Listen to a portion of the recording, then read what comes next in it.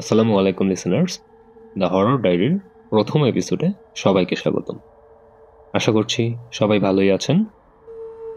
তো চলুন দেরি না করে আমরা আমাদের প্রথম এপিসোডের প্রথম ঘটনাটি শুরু করি। আমাদের প্রথম ঘটনাটি পাঠিয়েছেন নাইম ইসলাম ভাই। বোঝার সুবিধার্থে তিনি যেভাবে ঘটনাটি পাঠিয়েছেন আমি সেভাবেই শুরু করছি।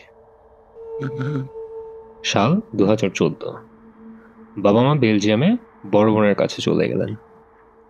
আমাকেও নিয়ে যেতে চেয়েছিলেন, কিন্তু আমি দেশ ছেড়ে কোথাও যাওয়ার মানুষ নই। ঢাকার ধুলো ময়লা কোলাহল আমার পছন্দ নয়। সবসময় মনে হতো গ্রামেই চলে যাব, সেখানেই জীবন সাজাবো। বিবিএ শেষ করেছি, চাকরির কোনো ইচ্ছা নেই। তাই সিদ্ধান্ত নিলাম দাদার রেখে যাওয়া পুরনো বাড়িতে উঠব। বাড়িটি গ্রামের অনেক ভিতরে নির্জন জায়গায়, চারপাশে শুধু গাছপালা, শূন্যতা। বাবা বলেছিলেন এখানে সত্যিকারের শান্তি পাবে। বাড়িটি বেশ বড়, পুরাতন আমলের, কাঠের কাজ করা জানালা, উঁচু ছাদ, প্রশান্ত বারান্দা। প্রথম দেখাতে যে কারোরই পছন্দ হওয়ার মতন। 2004 সালে দাদা মারা যাওয়ার পর আর আসা হয়নি এই বাড়িতে। তখন থেকেই খালি পড়ে আছে। আশেপাশের কিছু লোক দিয়ে বাড়িটিকে পরিষ্কার করে উঠে পড়লাম। কিছুদিন পরই বুঝলাম শান্তি নামের জিনিসটা এখানে নেই। প্রথম কয়েকটা রাত ভালোই কেটেছিল, কিন্তু এক রাতে, আনুমানিক রাত 3টার সময়, হঠাৎ ঘুম ভেঙে গেল। হালকা চাপা গলার আওয়াজ আর থালা বাসনের শব্দ আসছে রান্নাঘর থেকে। আমার প্রথম ধারণা হলো হয়তো ঘুমের ঘোরে উল্টাপাল্টা কিছু শুনছি, কিন্তু না, আমার কান পুরো সজাগ, আমি জেগে আছি। ভাবছিলাম পুরো বাড়িতে তো আমি একা, তাহলে রান্নাঘরে কে? আমি ধীরে ধীরে উঠে দরজার কাছে এলাম। বাইরে ঝাপসা আলো পড়েছিল। রান্নাঘরের দিক থেকে থালা বাসন নড়াচড়ার শব্দ আসছে। কেউ যেন আলতো হাতে কিছু তুলে নামাচ্ছে। কিছুক্ষণ দাঁড়িয়ে শুনলাম, তারপর ভাবলাম হয়তো দেরি না করে গিয়ে দেখে আসা ভালো। কিন্তু দরজার কাছে আসতেই শব্দটা বন্ধ হয়ে গেল। রান্নাঘরে উকি দিলাম, কেউ নেই। সবকিছু আগের মতোই গুছিয়ে রাখা। থালা বাসন যেখানে ছিল সেখানেই আছে। আমি কিছুক্ষণ দাঁড়িয়ে রইলাম। একটা ঠান্ডা অনুভূতি গায়ে ছুঁয়ে গেল। রান্নাঘরের জানালার পাশের পর্দা হালকা দুলছে, অথচ বাতাসের কোনো হালকা ঝাপটাও নেই। মনে হলো কেউ ঠিক কিছুক্ষণ আগেই এখান থেকে সরে গেছে। আমি ধীরে ধীরে ঘরের দিকে এগোতে লাগলাম, কিন্তু মনে হচ্ছিল কেউ যেন ঠিক আমার পেছন পেছন আসছে। তার নিঃশ্বাসের শব্দ আমার কানে। পেছনে ফেরার সাহস হলো না। ঘরে যেয়ে আয়তুল কুরসি পরে শুয়ে পড়লাম। সেই রাতে আর কিছু ঘটল না। এরপর থেকে প্রায় রাতের বেলায় অদ্ভুত কিছু অনুভব করতাম। কখনো মনে হতো দরজার ওপাশে কেউ দাঁড়িয়ে আছে, কখনো মনে হতো জানালার ফাঁক দিয়ে কেউ তাকিয়ে আছে। এক রাতে ঘুমিয়ে পড়ার পর হঠাৎ অনুভব করলাম কেউ যেন আমার গায়ে হাত রাখল। আমি চমকে উঠে বসলাম। আশেপাশে তাকালাম, কিন্তু কিছুই দেখতে পেলাম না। অথচ স্পষ্ট অনুভব করলাম ঠিক কয়েক মুহূর্ত আগে কেউ আমাকে ছুঁয়েছিল। এরপর এক রাতে একটা ঘটনা ঘটল যা আমাকে নিশ্চিত করে দিল দাদার এই বাড়িটা একদম স্বাভাবিক নয়। সেদিন রাতের খাবারের পর আমি ল্যাপটপ নিয়ে বসেছিলাম মুভি দেখার জন্য। বাড়িতে সম্পূর্ণ নীরবতা। ঘড়ির কাঁটা তখন রাত 8টা ছুঁইছে। হঠাৎ করেই একটা অদ্ভুত অনুভূতি হল, কেউ যেন আমাকে দেখছে। আমি ধীরে ধীরে তাকালাম দরজার দিকে, আর ঠিক তখনই আমি দেখলাম দরজার ফাঁক দিয়ে একটা হাত ভিতরের দিকে ঢুকে আসছে। সাদাটে ফ্যাকাশে হাত। আমি পুরোপুরি জমে গেলাম। হাতটা ধীরে ধীরে আরো এগিয়ে এলো, যেন কিছু হচ্ছে। একটা মুহূর্তের জন্য মনে হলো আমি চিৎকার করব, কিন্তু গলা দিয়ে কোনো আওয়াজ বেরোলো না। আমি চোখ বন্ধ করলাম। কয়েক সেকেন্ড পর আবার খুললাম, কিছুই নেই। দরজা পুরোপুরি খোলা, কিন্তু বাইরে কেউ নেই। আমি লাফ দিয়ে উঠে দরজা বন্ধ করলাম। ভিতর থেকে সিটকানি দিলাম। আমার বুক ধড়ফড় করছিল, হাত পা ঠান্ডা হয়ে আসছিল। সারা রাত আর ঘুম আসেনি। এই ঘটনার পর থেকেই আমি বাড়ির বিভিন্ন জায়গায় ছায়া দেখতে শুরু করলাম। মাঝরাতে ঘুম ভাঙলে মনে হতো কেউ আমার পাশে দাঁড়িয়ে আছে, অন্ধকারে নিঃশ্বাস ফেলছে। একদিন বিকেলে বারান্দায় বসেছিলাম। সূর্যের আলো ম্লান হয়ে আসছিল, সন্ধ্যা ঘনিয়ে আসছিল। তখনই চোখে পড়ল উঠোনের এক কোণে একটি দীর্ঘ ছায়ামূর্তি। আমি তাকিয়ে রইলাম। সেই ছায়া নড়ল না, কিছুই বলল না, কিন্তু এক অদ্ভুত অনুভূতি হলো, ওটা মানুষ নয়। আশ্চর্যের বিষয় হলো, আমি চোখ সরানোর পর যখন আবার তাকালাম, ছায়াটা আর সেখানে ছিল না। আমি সিদ্ধান্ত নিলাম এবার হুজুর ডাকতে হবে। হুজুর এলেন বাড়িতে, চারপাশ ভালো করে দেখে বললেন, এখানে কিছু একটা আছে। বাড়িটা অনেকদিন খালি পড়ে থাকার কারণে ওরা এখানে বাসা বেঁধেছে। আমি বললাম, ওরা মানে একাধিক? হুজুর একটু চুপ থেকে বললেন, হ্যাঁ, অন্তত দুইজন। একজন ছায়ার মতো আর একজন অনেক শক্তিশালী। আমার গা শিউরে উঠল। ওরা কি চায়? আমি কাঁপা কাঁপা গলায় জিজ্ঞাসা করলাম। হুজুর বললেন, তুমি এখানে আসার পর থেকেই ওরা বিরক্ত। আমি হুজুরকে জিজ্ঞেস করলাম, তাহলে আমার কি করা উচিত? হুজুর দীর্ঘশ্বাস ফেলে বললেন, তোমাকে সাবধানে থাকতে হবে, ওরা তোমাকে চায়। তারপর উনি বাড়িটি বন্ধ করে দিলেন। হুজুর চলে যাওয়ার পর কয়েকদিন সবকিছু স্বাভাবিকই ছিল, কিন্তু এক রাতে যা ঘটলো তা আমাকে এক প্রকার বাধ্য করলো এখান থেকে চলে যেতে। রাত আনুমানিক 3টা বাজে। হঠাৎ ঘুম ভেঙে গেল। পুরো বাড়ি নিস্তব্ধ, একদম অস্বাভাবিক নিস্তব্ধ। ঠিক তখনই অনুভব করলাম আমার বিছানার ঠিক পাশেই কেউ দাঁড়িয়ে আছে। আমি ঠিক ধীরে ধীরে চোখ খুললাম এবং আমি দেখলাম একটি বিকৃত আকৃতির ছায়ামানব আমার দিকে ঝুঁকে আছে। তার মুখ নেই, ফাঁকা গহ্বরের মতো কিছু একটা। আমি শ্বাস নিতে পারছিলাম না, পুরো শরীর অবশ হয়ে গিয়েছিল। তারপর হঠাৎ আমার পা ধরে টান দিল। আমি বিছানা থেকে পড়ে যাচ্ছিলাম, কিন্তু ঠিক তখনই একটা তীব্র বাতাসের ঝাপটা এলো। দরজা ধাক্কা খেয়ে বন্ধ হয়ে গেল। আমি উঠে দৌড়ে লাইট জ্বালালাম, কিন্তু ঘরে কেউ নেই। পরদিনই আমি ঠিক করলাম এই বাড়িতে আর থাকবো না। আমি আমাদের গ্রামের বাজারের একটা বাড়িতে ভাড়া উঠলাম। যতদিন সেখানে ছিলাম সবকিছু স্বাভাবিক ছিল, কিন্তু কয়েক মাস পর একদিন কাজের জন্য আবার দাদার বাড়িতে ফিরলাম। রাতটা থাকতে হবে।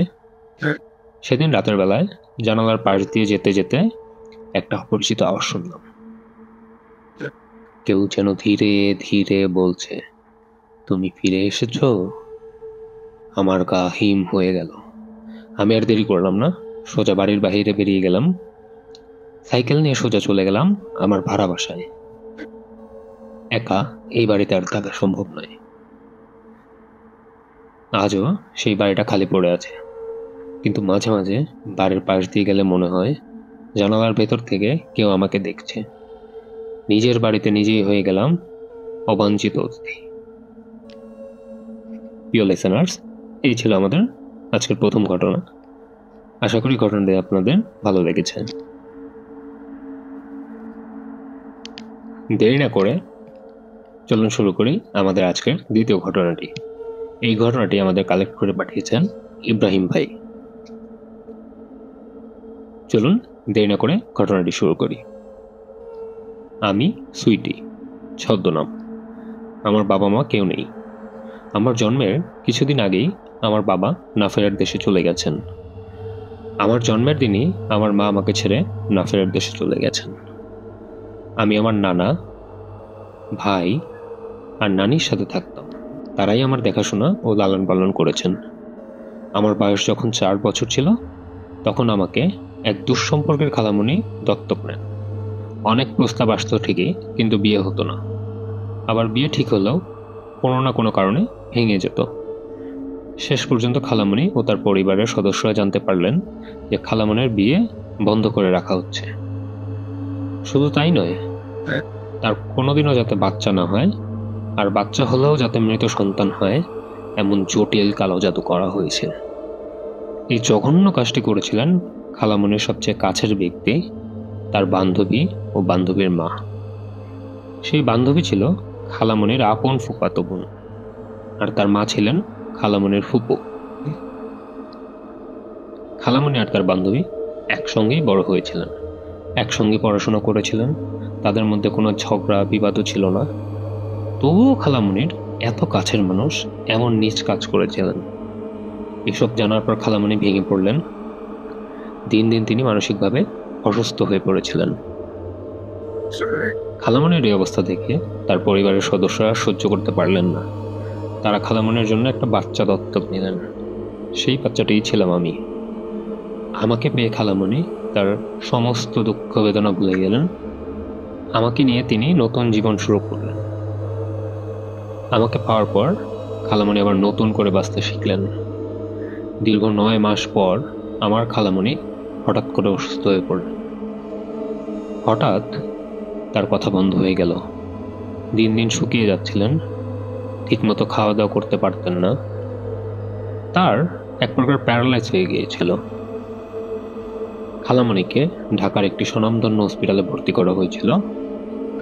15 দিন হসপিটালে ভর্তি ছিলেন, কিন্তু ডাক্তার কোনো রোগ খুঁজে পাননি। শেষ পর্যন্ত ডাক্তার বললেন খালামণিকে বাসায় নিয়ে যান, এখানে থেকে তার আর কোনো লাভ হবে না, আপনারা বরং অন্য কোনো ব্যবস্থা করুন। আর তাই খালামণিকে বাসায় নিয়ে আসা হলো। বাসায় এসে খালামণির অবস্থা আরও খারাপ হতে লাগলো, কিন্তু কোনো সমস্যার সমাধান হচ্ছিল না। খালামণির মেঝো ভাই, মানে আমার মেঝো মামা, একজন বড় আলেমের খোঁজ পেলেন। এরপর আলেম হুজুরকে বাসায় নিয়ে আসা হলো। তাকে খালামণির সমস্ত কথা জানানো হলো। আলেম হুজুর দোয়া দুরুদ পড়ে খালামণিকে চারফুক করলেন। এরপর তিনি 2-3 দিন সময় চেয়ে নিলেন।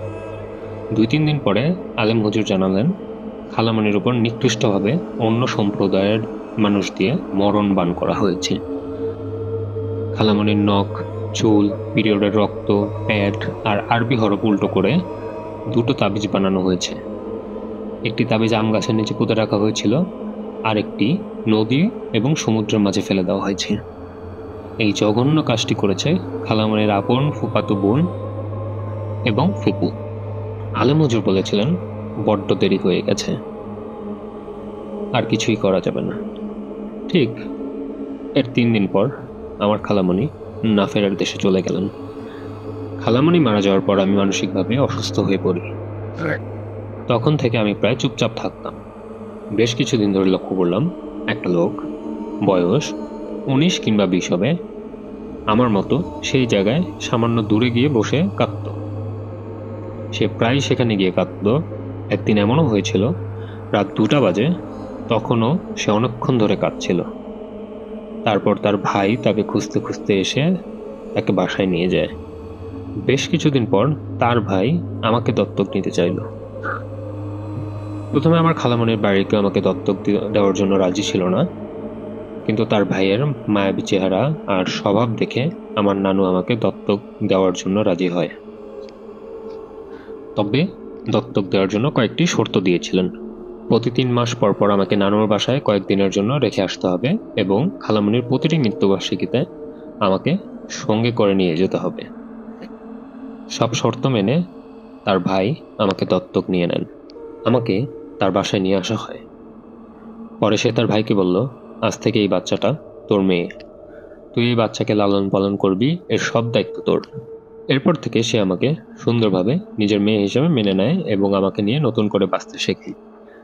আমি তাকে সবসময় চাচা বলে ডাকতাম, কখনো বাবা ডাকিনি। তবু আমার সমস্ত দায়িত্ব সে সুন্দরভাবে পালন করত।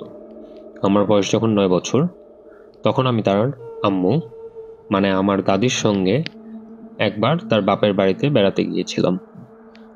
আমার দাদির সেজ মনের রুমে বসেছিলাম। রুমে আমি ছিলাম, সঙ্গে আরো কয়েকজন মানুষ ছিল। আমি সেখানে ঘুমিয়ে পড়েছিলাম। আমার দাদিরা সবাই অন্য রুমে গিয়ে কথা বলছিলেন।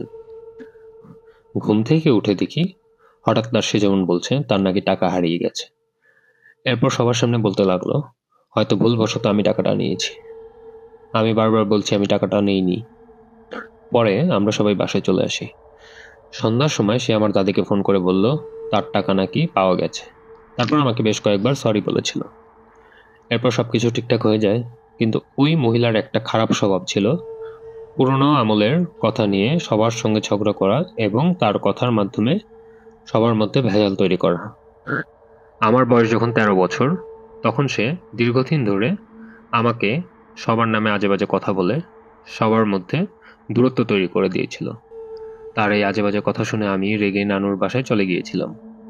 পরে দীর্ঘ 7-8 মাস আমি নানুর বাসায় ছিলাম। হঠাৎ একদিন আমার নানুকে সব কথা বলে বলি, এটাও বলি আমি আর কখনো ওই চাচাদের বাসায় যাব না, প্রয়োজনে না খেয়ে থাকবো। বেশ কিছুদিন পর ওই চাচা আমার নানুকে ফোন দিয়ে বলেন আমাকে তার বাসায় নিয়ে আসতে। নানু বলেন আমাকে আর দেবেন না। আমার বলা সব কথা তাকে খুলে বললেন। তখন সে তার ভাই, মা, বাবা সবাই আমার ভুল ভাঙাতে এসে আমাকে সঙ্গে করে নিয়ে গেলেন। আমি আসার বেশ কিছুদিন পর আমার ছোট চাচা আবার অসুস্থ হয়ে পড়েন। তার মুখ থেকে প্রায় রক্ত পড়ত, আর সে এক প্রকার ঘোরের মধ্যে থাকতেন। ডাক্তার কোনো রোগ খুঁজে পাননি। পরে তাদের পরিচিত এক আলেমকে সব জানানো হয়। আলেম হুজুর অনেক পরীক্ষা নিরীক্ষা করে বললেন তাকে কুফরি কালাম করা হয়েছে, আর এই জঘন্য কাজটা করেছেন তার বড় খালার ছোট ছেলের বউ। আসলে তার বড় খালা ছোট ছেলের বউ কুফরি কালাম চালাতো। শুধু তাদের নয়, সব আত্মীয়দের ওপরেই সে এটা করত। কুফরি কালাম চালিয়ে সে তার বড় খালার বউ হয়ে এসেছিল। কেউ তাকে বউ হিসেবে মেনে নেয়নি। শুধু তার ছোট ছেলের দিকে তাকিয়ে সবাই সবকিছু সহ্য করেছিল। আমার বয়স যখন 17, তখন আমিও অসুস্থ হয়ে পড়ি। আমি অকারণে কাঁদতাম, এক প্রকার ঘোরের মধ্যে থাকতাম, কারোর সঙ্গে কথা বলতাম না, ঠিকমতো ইবাদত করতে পারতাম না, খাওয়া দাওয়াও করতে পারতাম না। আমাকে অনেক ডাক্তারের কাছে নিয়ে যাওয়া হয়। ডাক্তার কোনো রোগ ধরতে পারেননি। পরে নিকটস্থ একজন আলেমকে আমার সবকিছু জানানো হয়। আলেম হুজুর অনেক পরীক্ষা নিরীক্ষা করে বললেন আমাকেও কুফরি কালাম করা হয়েছে, আর কে করেছে সেটাও তিনি বলে দিয়েছিলেন। এরপর থেকে আমি প্রায়ই অসুস্থ থাকতাম, এক প্রকার ঘোরের মধ্যে থাকতাম। আমাকে এবং আমার ছোট চাচাকে বারবার কুফরি কালাম করা হচ্ছিল। ছোট চাচাকে কুফরি কালাম চালানোর একটাই কারণ, তার কাছে তার ছোট বোনের বিয়ের প্রস্তাব দেওয়া হয়েছিল, কিন্তু চাচা বেকার অবস্থায় বিয়ে করতে যাননি, তাই প্রস্তাব ফিরিয়ে দিয়েছিলেন। সেই রাগে জিতে আমার ছোট চাচাকে কুফরি কালাম করা হতো, আর আমাকে করা হয়েছিল যাতে আমি তাদের জীবন থেকে সরে যাই। পরে আমার মেজ চাচা আমাকে ফিনল্যান্ডে নিয়ে যান। সেখানে আমি আবার নতুন জীবন শুরু করি। এখন আমি বেশ ভালোই আছি, কিন্তু ওইসব মানুষকে আমি আর বুক ঘৃণা করি। প্রিয় লিসেনার্স, এই ছিল আমাদের আজকের দ্বিতীয় ঘটনাটি। আশা করছি এই ঘটনাটিও আপনাদের ভালো লেগেছে। প্রিয় লিসেনার্স, চলুন আমরা আমাদের পরের ঘটনাটি শুরু করি। এই ঘটনাটি আমাদের কালেক্ট করে পাঠিয়েছেন নাজমুল ইসলাম ভাই। চলুন তিনি যেভাবে ঘটনাটি পাঠিয়েছেন সেভাবেই শুরু করি। স্মার্টফোনের স্ক্রিনে চোখ যেতেই আমার বুকের ভিতরটা ধুক করে উঠল। রাত 11:56। আর কিছুক্ষণের মধ্যেই 12টা বেজে যাবে। অথচ আমার খেয়ালই ছিল না ব্যাডমিন্টন খেলতে খেলতে কখন এত রাত হয়ে গেল। রাত 11:59 আমি নিজের মোটরসাইকেল স্টার্ট দিয়ে রওনা হলাম বাড়ির উদ্দেশ্যে। কিছু দূর যাওয়ার পর দেখতে পেলাম একটা অদ্ভুত কাণ্ড। বিশাল মাঠের মাঝে অনেকে মিলে ব্যাডমিন্টন খেলছে। তবে সব থেকে অদ্ভুত ব্যাপার হলো এরা কেউ কোনো কথা বলছে না, শুধু মুখ দিয়ে শব্দ করছে।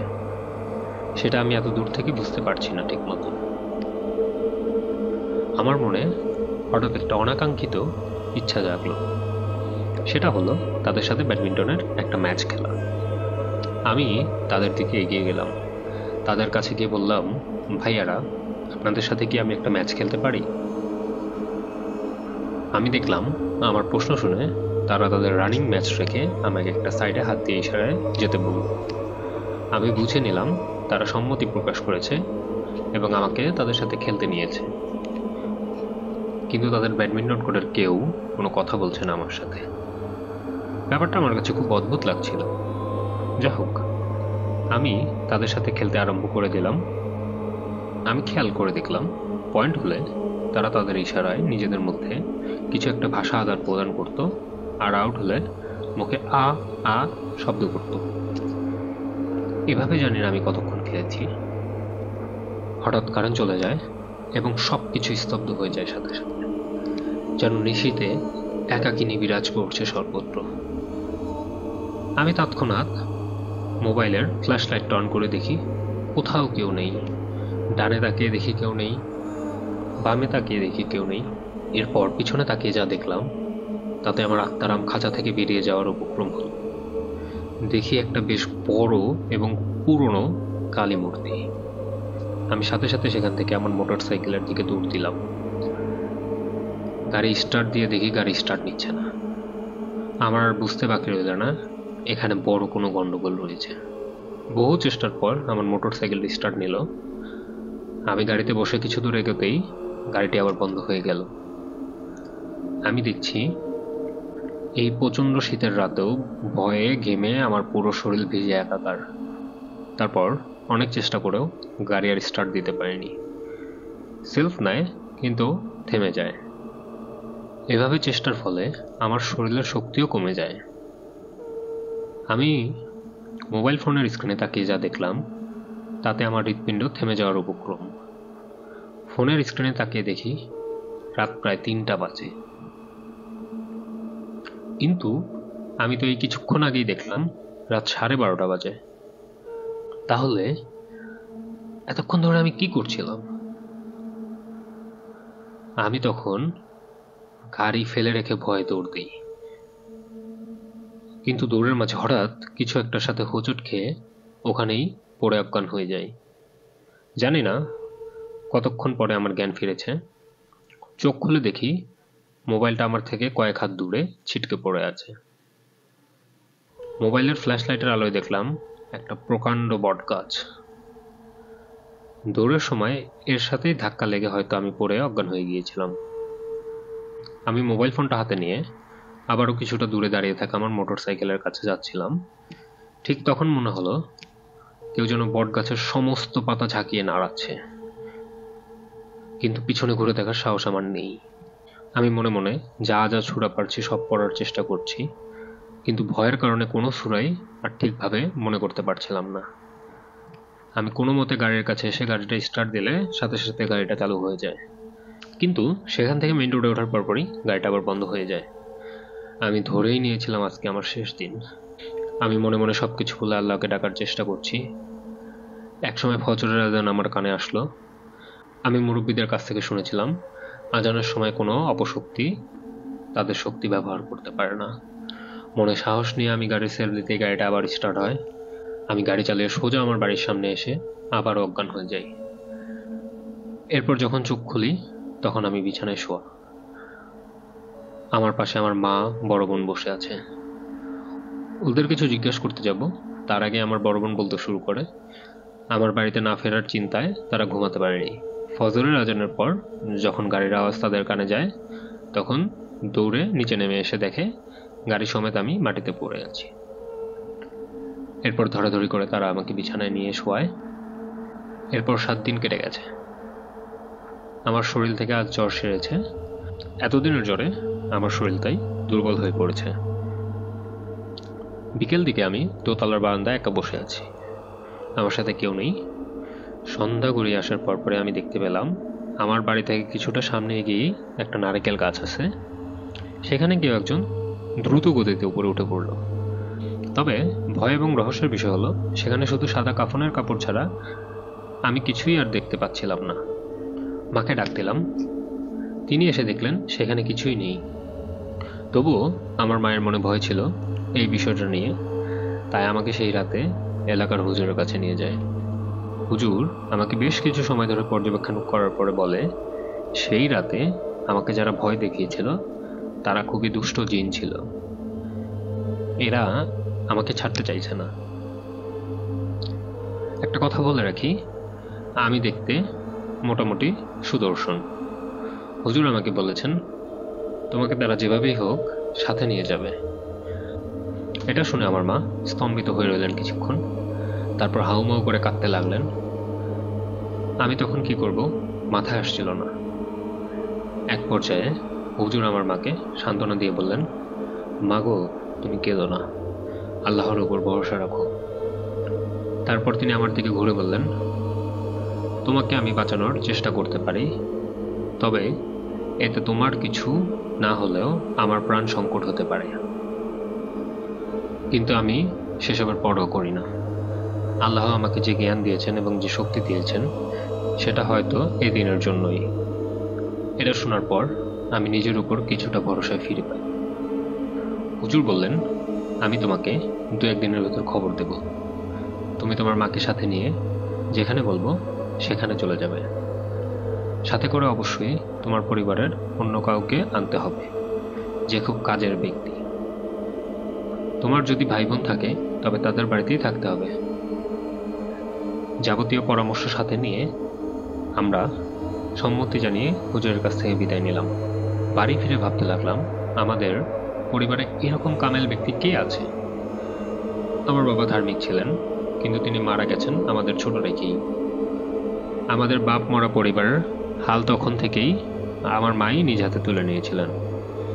আমাদের কাপড়ের ব্যবসা ছিল এবং সেটা আমার মাই সামলাতো। এসব ভাবতে ভাবতে হঠাৎ মনে পড়ল আমার বড় চাচা, যিনি ঢাকা একটা কোম্পানিতে চাকরি করে। ইচ্ছে না থাকলেও তাকে খবর দিয়ে আনতে হচ্ছে, কারণ আমার জীবন বিপন্ন অবস্থায়। বড় চাচা আমাকে ছোট থেকেই অনেক আদর করতেন, এখনো করেন, কিন্তু তিনি সবসময় যেহেতু ঢাকায় থাকেন তাই আমাদের সাথে খুব একটা যোগাযোগ নেই। তিনি খুব ধার্মিক একজন মানুষ, আল্লাহর উপর তার বিশ্বাস প্রবল এবং তিনি সবসময় আমল করেন। পরদিন সকালে চাচা এলেন। চাচাকে সব ঘটনা খুলে বললাম। তিনি শোনার পর আমাকে বললেন চিন্তা না করার জন্য। ওই দিন রাতে আমি আর ঘুমাতে পারিনি, আমার মা বোন কেউই ঘুমাতে পারেনি। নির্ঘুম রাত কাটিয়ে ভোরের দিকে বিছানা ছেড়ে উঠে পড়লাম।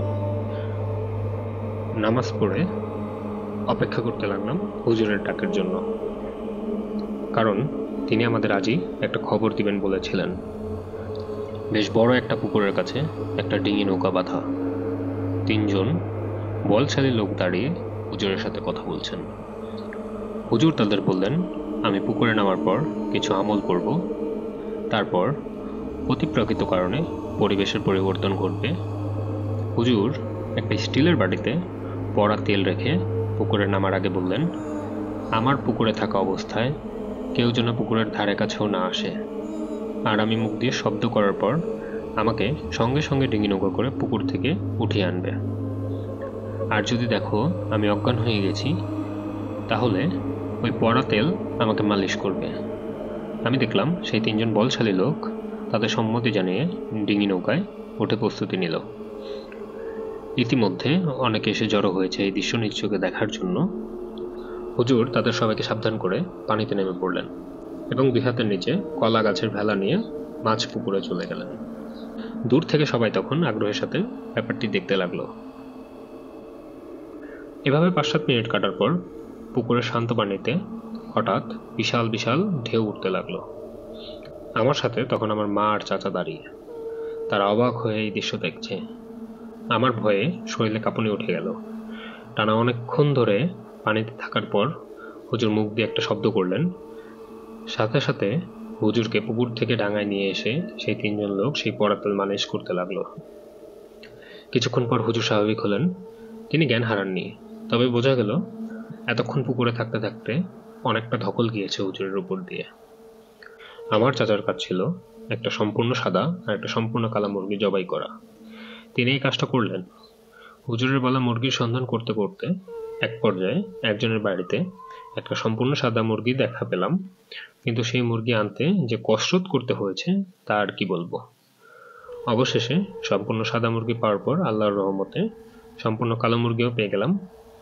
আমাদের মুরগির খোয়ারে সেই সম্পূর্ণ কালো মুরগিটা ছিল। আমার বোন সম্পূর্ণ রিচুয়ালের সময় বাড়িতে উপস্থিত ছিলেন। তারপর হুজুরকে আমাদের বাড়িতে নিয়ে আসলাম বাড়িটাকে বাঁধিয়ে দেওয়ার জন্য, আর তাকে আমার জীবন রক্ষার মাধ্যম হওয়ার জন্য হাদিয়া দিতে চাইলেও তিনি তা নেননি। শুধু বলেছিলেন, আমি পুকুরের সেই জিনদের উপস্থিতি পাওয়ার পর তাদের সাথে বাকবিতণ্ডায় জড়িয়ে পড়ি। কিছুতেই ওই জিনরা তোমাকে ছেড়ে যেতে চাইছিল না, কিন্তু আমি তো জানি আমাকে কি করতে হবে এবং আমি তাই করেছিলাম। যদিও এই প্রক্রিয়াটা হুজুর আমাদের সাথে আর শেয়ার করেননি। তারপর পেরিয়ে গেছে অনেক দিন, আমাদের আর কোনো সমস্যা হয়নি। কিন্তু একটা ঘটনা আমাকে খুব ভাবিয়েছে আর কষ্ট দিয়েছে। আমাকে জিনের হাত থেকে যিনি নিজের জীবন বিপন্ন করে বাঁচিয়েছিলেন, তিনি 1 সপ্তাহ আগে মারা গিয়েছেন। আমি তার জানাজা অবধি যেতে পারিনি, কারণ খবরটা আমি পেয়েছি গতকাল। আমরা 1 মাসের মতো ঢাকায় ছিলাম। তারপর বাড়ি ফিরেই এই দুঃসংবাদ জানার পর আমি সহ আমার পুরো পরিবার শোকাহত। তবে হঠাৎ করে সেই তথ্য আমি সহ আমার পুরো পরিবারের মধ্যে চিন্তা এবং ভয়ের উদ্বেগ সৃষ্টি করে, সেটা ছিল গত বছর ঠিক যে দিনটায় হুজুর আমাকে জিনের হাত থেকে বাঁচিয়েছিলেন, এবছর ঠিক ওই দিনটাতেই হুজুর মারা যায়। প্রিয় লিসেনার্স, আশা করছি এই ঘটনাটা আপনাদের ভালো লেগেছে। আমাদেরকে কমেন্টের মাধ্যমে জানাবেন আমাদের আজকের এপিসোডের ঘটনাগুলো আপনাদের কাছে কেমন লেগেছে। এরকম আরও নতুন নতুন ভয়ের ঘটনা শুনতে আমাদের চ্যানেলটি সাবস্ক্রাইব করে রাখুন এবং আপনার জীবনে ঘটে যাওয়া বা আপনার জানা এরকম ভয়ের ঘটনা আমাদেরকে ইমেলের মাধ্যমে পাঠাতে পারেন। আমাদের ইমেল অ্যাড্রেসটি ডেসক্রিপশন বক্সে দেওয়া আছে। আপনি যদি চান যে আপনার ঘটনাটি আমরা শেয়ার করি, তাহলে দেরি না করে আজই আমাদেরকে আপনার ঘটনাটি পাঠিয়ে দিন। প্রিয় লিসেনার্স, দ্য হরর ডায়েরির প্রথম এপিসোডটি এখানেই শেষ করছি। সবাই ভালো থাকবেন। আল্লাহ হাফিজ।